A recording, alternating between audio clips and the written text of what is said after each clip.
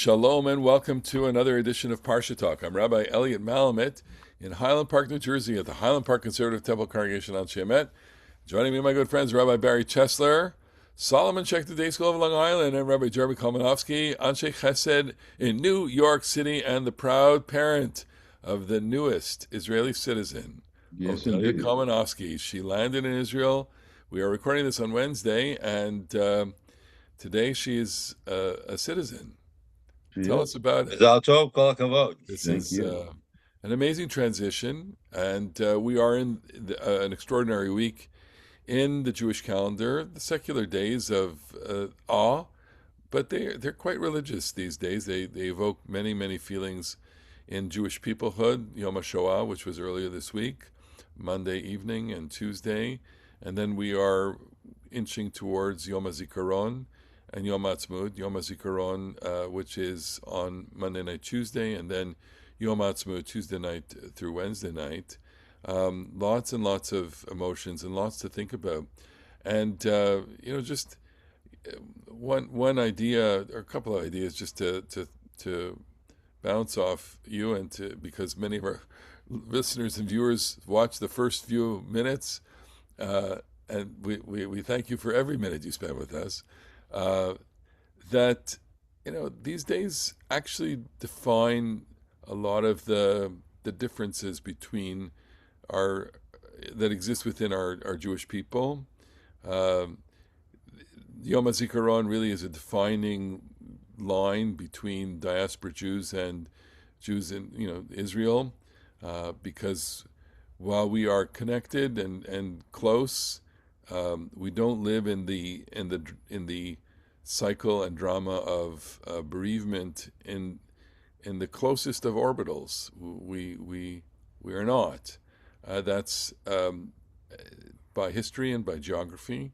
Many of us do. Many of us, certainly, in our communities, we have Israelis who, are part of that, and we are 1, 2, 3 degrees removed from that. But we're not in the drama, and that is the I think one of the dividing lines that exists So with I, the I I people. agree with you in large measure. We're not in the dividing line, but we do know people that have been killed. Of course we have, of And I course. think that that's important to recognize as well. So while we don't contribute to the armed forces, we are experiencing in some measure grief as well. We You do. this about we're recording this one day after Yom HaShoah. Yom HaShoah was Monday night into Tuesday, and now we're recording on Wednesday. And I think one of the most powerful statements uh, by a European Jew who escaped a little bit. I think he escaped in 1938 or nine. Eliezer Berkovich. He reached Britain, and I think he was a student of Yechiel Yaakov Weinberg. Uh, he may have gone through Germany first, and then reached Britain, and then the United States. And he said, for those of us who weren't in the depths of it, and I don't want to say, I know that there are sometimes people make a distinction between those who were in the camps and those who were, murdered in their Elsewhere. towns or hid in the Yeah. forests or whatever, or hidden people. I think that's an unfortunate, really specious distinction. But so I'm not going to say anything about whether it's the camps or some other kind of suffering. But he said, for those of us who weren't in it, at the depths of the depths, we are Job's younger brother. We are intimately bound up with and Right. care so deeply Different kind of about, family. but cannot really have those experiences ourselves and cannot even really conceptualize or communicate them. And that's certainly how I feel about the Shoah. And I'm, we are like really connected to Israel. I feel comfortable in Hebrew. I know a ton of people. I feel really connected. Elia, you've got not only children but grandchildren, and maybe one day I will have grandchildren. And I'm reminded every time I'm there, but certainly on Yom HaZikaron, that I'm not Israeli. I'm like about as close as American Jews can be to this culture that is so central to who I am as a Jew. But I'm not one of them, and their experiences are So in it some is a ways, dividing line, yeah. and we have to honor that. I think we do honor it, and it's very hard. It's a very difficult conversation and very difficult, to I wonder. I've been thinking about what to write to some Israeli friends and say, I'm, you can't just say I'm thinking of you on this day, uh, and yet I am thinking of them on this day, and I don't want to trivialize it by just sending a text, and yet that's how we do it today. So it's What very else are you going to do? So I mean, exactly. So I wanted to add two things. That first of all, part of our disconnect, I think, is that so many of us know so few people in the U.S. Armed Forces. And so military service is foreign to most of us. And that compounds the problem when we think of Israel. The other thing is that you mentioned that these were the secular days of awe. I was thinking when you said it that it's more appropriate perhaps to think of them as the historical days of awe. And the Torah for us, I think, in the liberal Jewish community is more mythic than historical. And that's part of the divide between us today and our ancestors Mhm. of yesteryear. Interesting. And just one, your comment about the U.S. military is very, very on point. There's a guy, a kid who grew up in the synagogue. He went to the U.S. Air Force Academy. He's stateside. He's not a pilot. He's in, the whole apparatus of the Air Force. I don't think that he's in personal danger, but I said something in shul about the um, praying for and I made exactly the point that you just made, that it's so almost easier for us to just mentally, connect to people in Sahel than in the U.S. forces. And his parents, who one of his father's Israeli, by the way, was very grateful.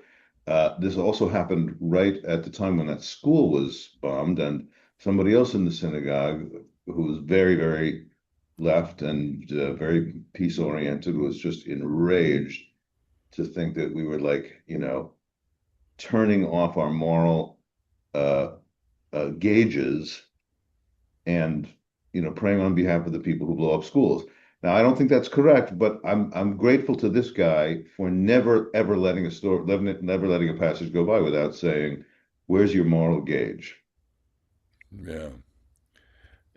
I have, I think all of our congregations have, a small number of people who are actively involved in the U.S. military. I have a couple of people in my shul, and certainly a generation ago, our shuls were populated with veterans of World War II. That generation is sadly almost gone, as is our survivor generation. Very few survivors left in my community.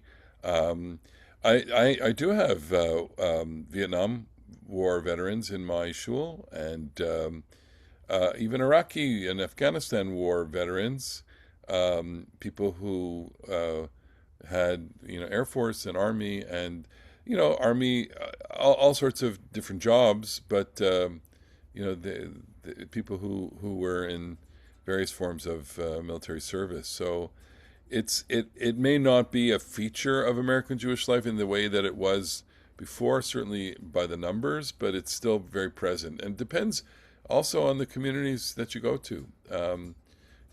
Maybe there are communities in the South where they're closer to bases than we are, although we do have a few bases. I mean, there's Fort Dix in New Jersey. There are a few in New York, not near New York City, but near Campermont in the Berkshires. There's a big I base. mean, I actually think that the the draft certainly in the 1960s was highly imperfect, and we all know that lots of people, whether it's the current president of the United States or just look at our profession, clergy students were exempted from the draft. It actually produced a surge of people going into the rabbinate because it was a way of seminarians got protected Right. from But back in the day, part of the deal was you had to join the reserves or serve afterwards. there was And a lot of rabbis, including Gizmar Schorsch, who was the chancellor when we were in rabbinical school, We're research was a chaplains. chaplain. We know a lot Yeah. of chaplains. We went to school, and in each of our classes, there were people who did chaplaincy in the Right, army. Brad Hoffman, Very one of our Brad faithful Hoffman, listeners. Larry Baser. We had My staffer here, Rena Bromberg-Gaber, her father, Aaron Gaber, is a shul rabbi, but He he also served. has Yeah. done a long career in the reserve. It's true there was that thing, and people did spend a little time in the chaplaincy. Or you could have there were other sorts of quote unquote hardship pulpits that got an exemption. Anyway, what am I saying here is that um, in a previous era, when service to the United States was a routine expectation of most American men in one way or another, that was better than what we have now because the fundamental selfishness of our society is not helped by the fact that there is a big, wide divide between the people who have to do this kind of service and the people who don't, which is not true in Israel. Certainly, do people there? It's not true that there's not hierarchy, and the wealthy, well-educated Ashkenazi people are just that much more likely to have the high-tech jobs or the better jobs.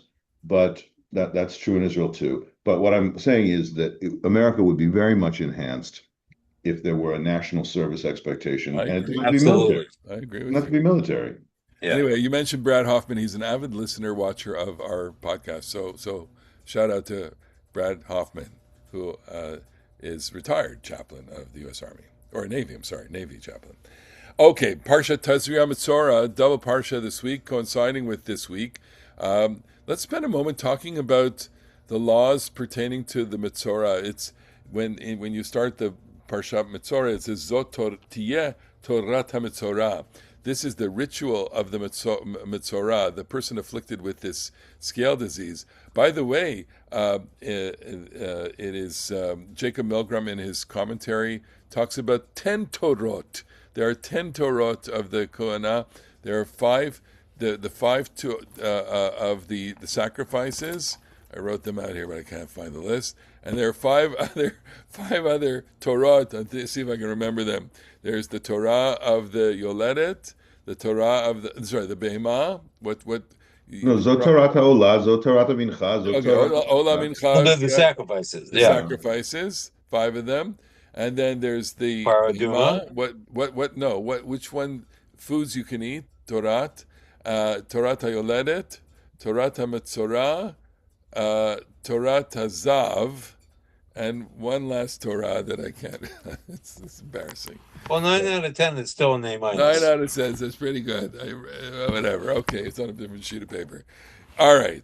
So washing and I'm fresh from this conversation because I taught it in my class this week. So those of you who would like to see the companion to this Parsha talk can watch the Parsha class on the HBCTCA channel.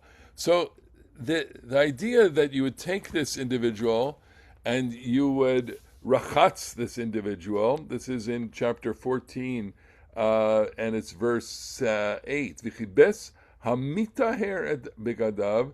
You'd launder the person who is being purified, his clothes. V'gilach et kol se'aro. Shave him, all his hair.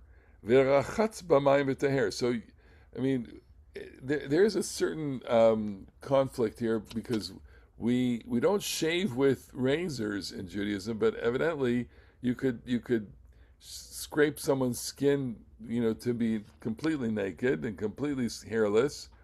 Rachatz b'mayim v'taher, wash this person, verse 8. V'achar yavo lamachana, and then you let this person come back into the camp. V'yashav michutz la'olo, this person sits outside of his tent, Shivat Yamim. So the washing is an important thing, an important stage in the ritual.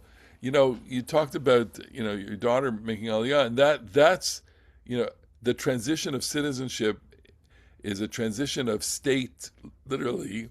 It's from one state to another state, while maintaining citizenship in the United States, by the way.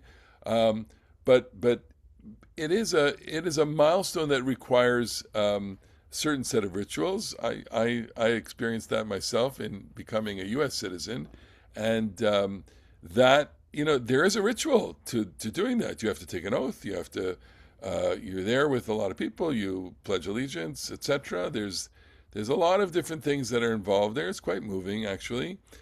Well, Um, I mean, this is something, of course, I do with some regularity, right? Is take a person, sometimes it's a baby or a child.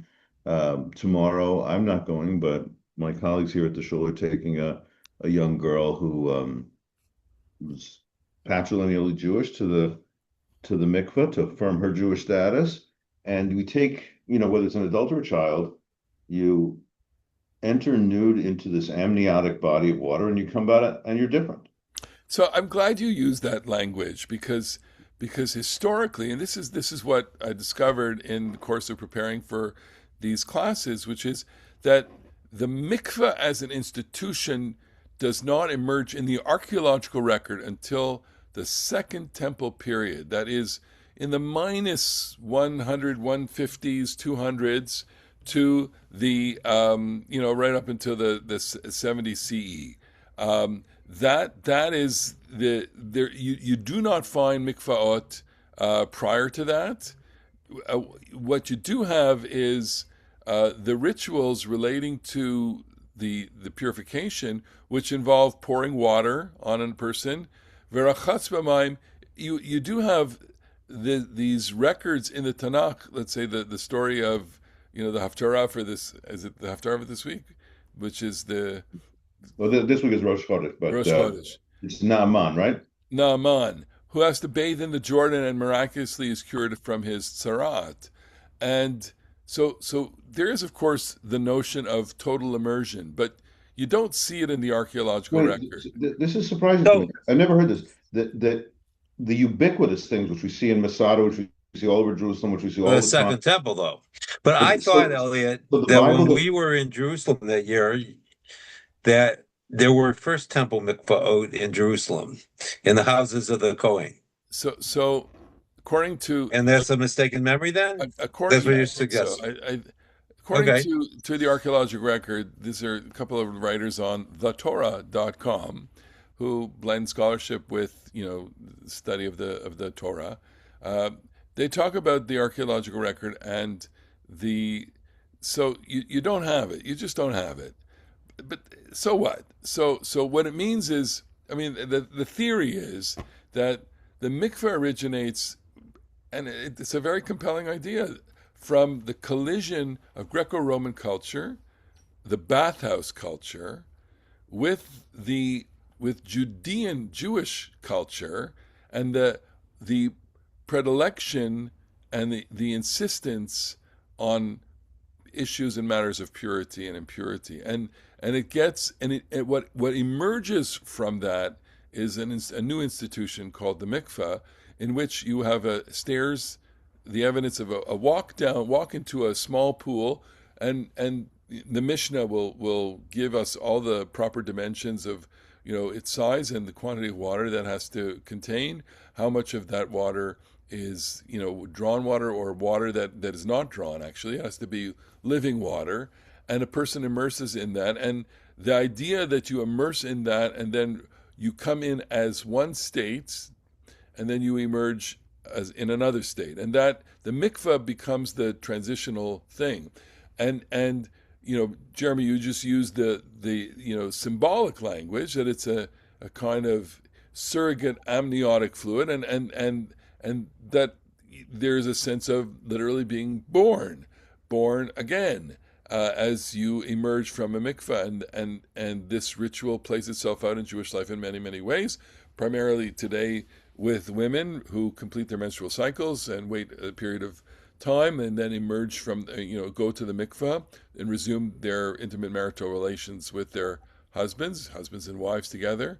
But also, we use it for conversion, and then today one will find mikvaot in non-Orthodox circles, especially, but also I think in Orthodoxy, where the mikveh becomes a place where you can effectuate, ritualize transitions in life and milestones in life.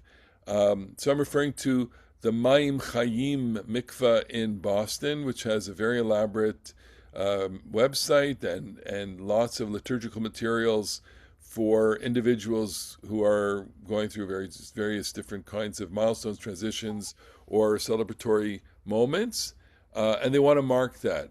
For example, you experience a tremendous defilement from either some form of physical violence, God forbid, or burglary, God forbid, or things that are much worse, or you experience loss, or you experience a setback in your life, or you're recovering from emotional, mental illness, etc. And one thing to do is to go to the mikvah, and the mikvah gives you a shot at renewal. Why do you think that is? Because what strikes me listening to you, Elliot, is that in former times, bathing was much less frequent than it is today. But even today, when a lot of people bathe every day, every other day, the mikvah still has the power because the water is somehow perceived to be different than our showers and I'll tell baths. you, I think there's something about preparation, the mindset for these Those things, kavanah. and what it will do to you. I'll give you an example of this. We had a conversation prior to recording this about when was the last time going to the mikveh. So without getting to personal details, it's not that I went to a mikveh, but I was very interested in this immersion in freezing water thing. Freezing, I don't know, I forget what it's The called. Polar Bear Club. Polar Yeah. bears. Well, you have the polar bear clubs where you do it outside. There are places where you can do this inside, and it's basically you take a freezer, and you fill it up with water, and the water is like, 1 degree Celsius. Okay, it's like freezing. Okay, and in order to do that, if you go in there for 10 seconds, you will get hypothermia. If you're not prepared, if your body's not prepared to go into freezing water, it will not be a pleasant experience. So what the person I wanted to have this experience, so the place was near Naama's apartment. I went there, and um, you have to. There's a certain breathing technique to build up the carbon dioxide in your blood, and you're ready to go in. You're prepared. You go in. It's freezing cold, and there's a guy with you. Anyway, soon, whatever, we're going in, I'm going like, I don't want to be in this freezing cold. No, you're going to be okay. You're going to be okay. You're going to be okay. You're going to be okay. You go in, you finally get your body used to it, okay, and you emerge from it about 10. You can't be in there for more than 10 minutes, and it feels amazing. It's amazing. I'm finding it very difficult to understand this, but I'm glad you had that experience. Yeah, I agree with Jeremy 100%. It's amazing, and it's not that I'm rushing to do it again, but I would do it again. In the right mindset of look. It also helped that it was like 95 degrees outside in Tel Tel Aviv Aviv. afterwards. So the guy said, "So okay, go outside now." And you know what? There was incredible lightness. I felt. I mean, yeah, absolutely. You feel like because all your blood vessels, contract Wow. because you're in freezing. I'm looking right now at the Immerse NYC, which is it is in the Maim Chaim style Category. of a they use the mikvah on 74th Street on the west side, and they try to give people space to I would assume that the vast majority of people use it are women, but could be otherwise. Give people space to conceptualize, to get that kavanah right. So they have a suggested kavanah before the first dunk. Think about where you're coming from, what you hope to leave behind in the mikvah waters. Before the second dunk, think about where you are right now. Before the third dunk, think about where you hope to move forward and what you hope to take out of the mikvah with you. And that's the kind of thing that, I mean, I myself tend not to fall in love too much with neo rituals. I tend to think that the ones that we have inherited are sufficiently poetic, and they bear the freight of all of the different kavanah and emotional things that we bring to it. So I tend to not be like, let's make up a new ritual. But I do think that people are hungry for the way it is that that rituals, these rites of passage, these moments of transformation, do imbue their lives with the story of who they are, and Right. transform. And I This think is what you great. I said, think this the is key lovely. to what you said is something that Elliot reminds us of all the time, is that the explanation conveys the story. It's not the act itself, but what the act means as we go through it. And you need a story to tell that.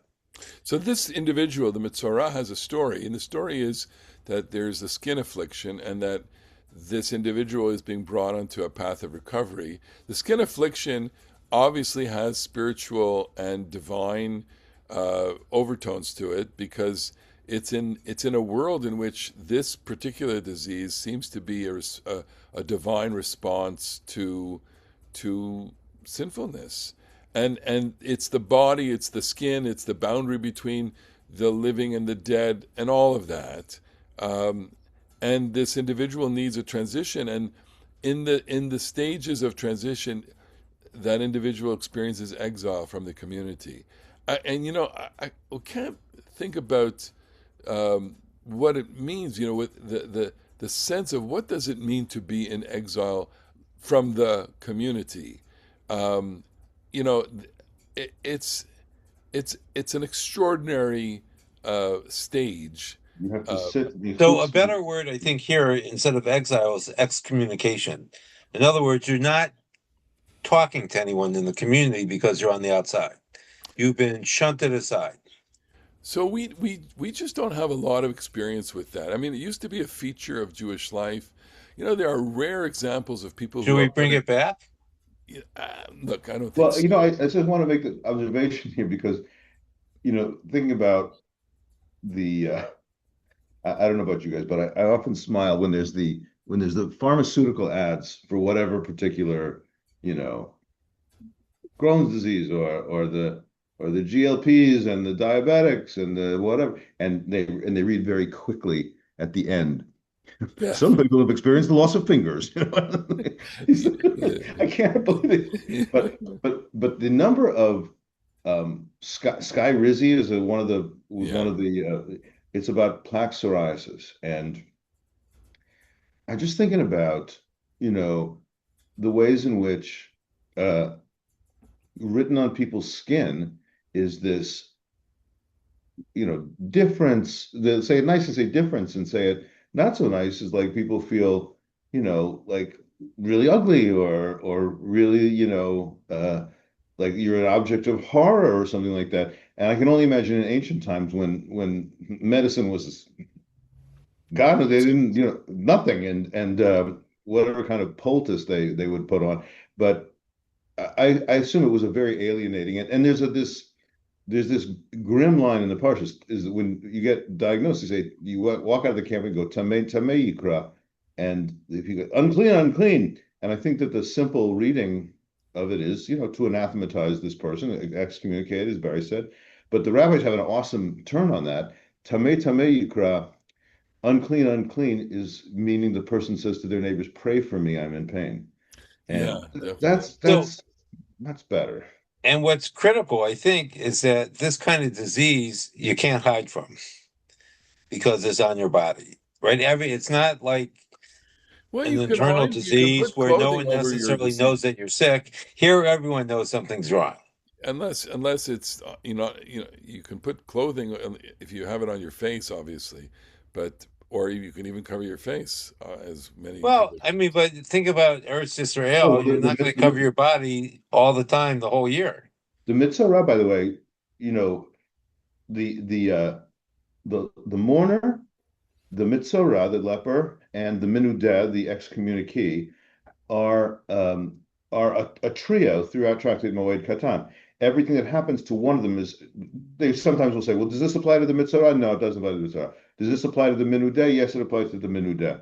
So, but there's a baseline assumption in describing the mourner, the leper, and the excommunicee, that you are out of normal life, and other people look at you and try to push you away, to try and be far away from you.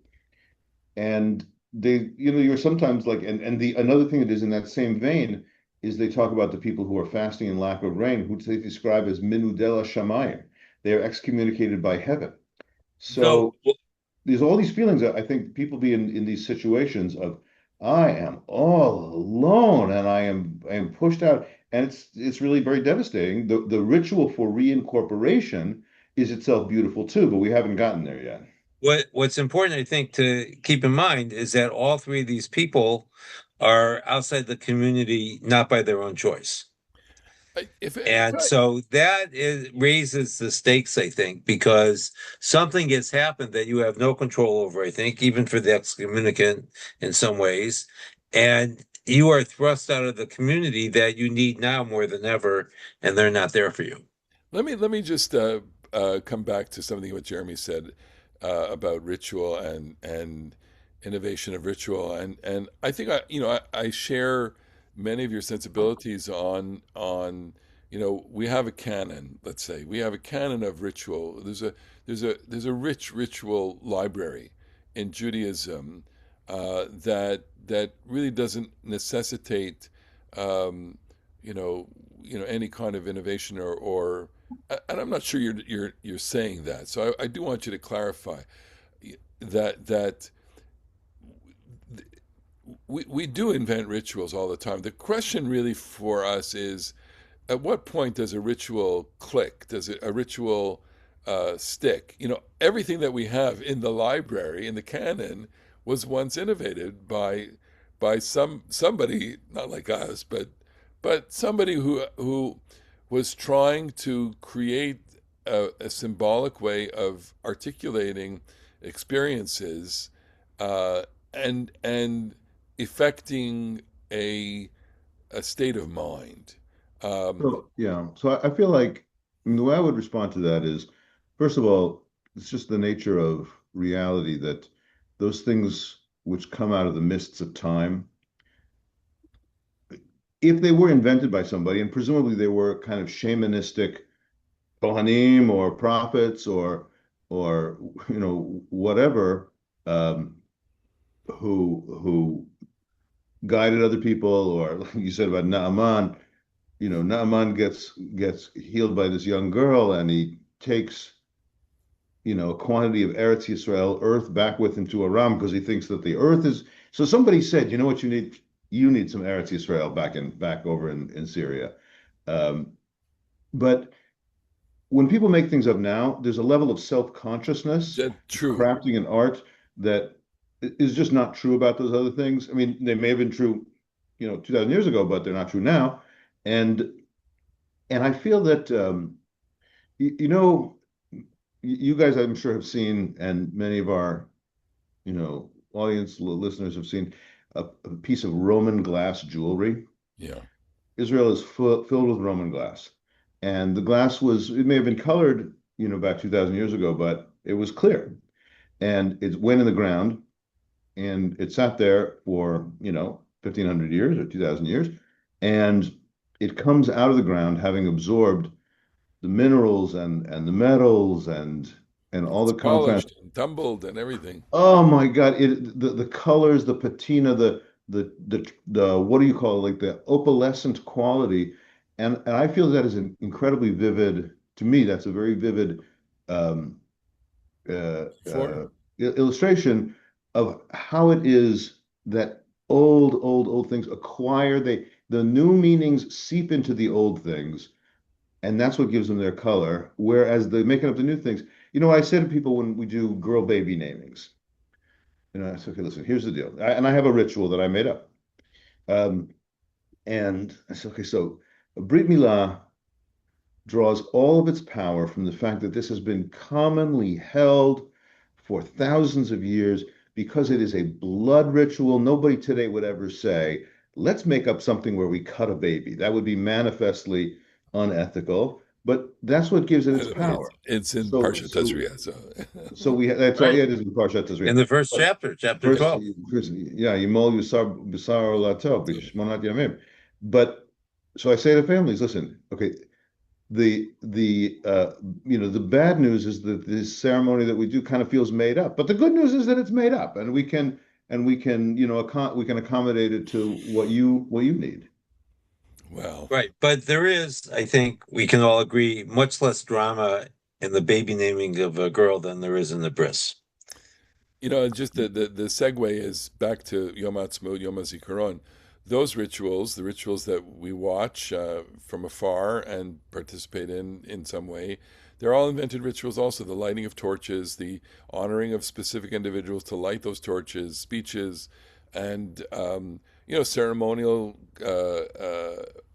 dancing or there's the a parade to the grave of Herzl and different ritual moments, and within, of course, the liturgy, you have a real spectrum of observances, including the blowing of the shofar, the chanting of verses from Lecha Dodi. It's quite a yontiv. Not in Israel, nobody wears tefillin on that day. It's a day that you can resume haircutting, etc. During the Sfirat Omer. Lots and lots of things that out of necessity were invented because it's a fairly new phenomenon. But we've reached the end of our time, and we Well, want then let me just say one to quick hear thing though you. about that. Then the reincorporation of the Metzora now they've been healed. Um, the priest shall take two live clean birds, cedar wood, a strip of crimson wool, and hyssop, which is a plant that looks like a little bit of a paintbrush, and you you would slaughter the bird over fresh water in an earthen vessel, and then take the live bird along with the wood and the crimson wool and the hyssop, and dip them in the blood and the water and make the bird fly free. Man, when I think about the rituals that I wish I could see, I really wish I could see this ancient one because I think that the poetic power of carrying away the infection. Infection is obviously a word that they wouldn't use, that we would use germ. When did it come up with germ theory? Like the 20th century, right? 19th Yeah. century? Not to burst your bubble here, okay, Yes. but a small bird that would fly away covered in blood would be a very, Dinner. very delicious. Yeah, it would be dinner for most of us. But I, what I I want think I to think that just is come back to Yom acting Ha'atzmaut for a out, second. acting out of liberation. As Exactly. part of our liturgy, the Al Hanisim is based on the Al Hanisim for Hanukkah and Purim, Indeed. and it's an attempt to craft the modern day in terms of our ancient tradition, which speaks to the vibrancy of ritual. So rather than write a new text, they adapted an old text and put in new information. We want to thank our viewers and listeners for their ritual watching of the Parsha Talk and listening to Parsha Talk. I know that people do this habitually, ritually, so we're really glad to be part of your It is habit forming. Torah lives. And we wish everyone a meaningful week, meaningful Yom HaZikaron celebration in Yom HaAtzmaut with joy, complicated time. We'll be with you again on the next edition of Parsha Talk. In the meantime, Shabbat Chodesh Tov Shalom, and Shabbat and we'll Shalom. see you. Okay, take care. Bye bye.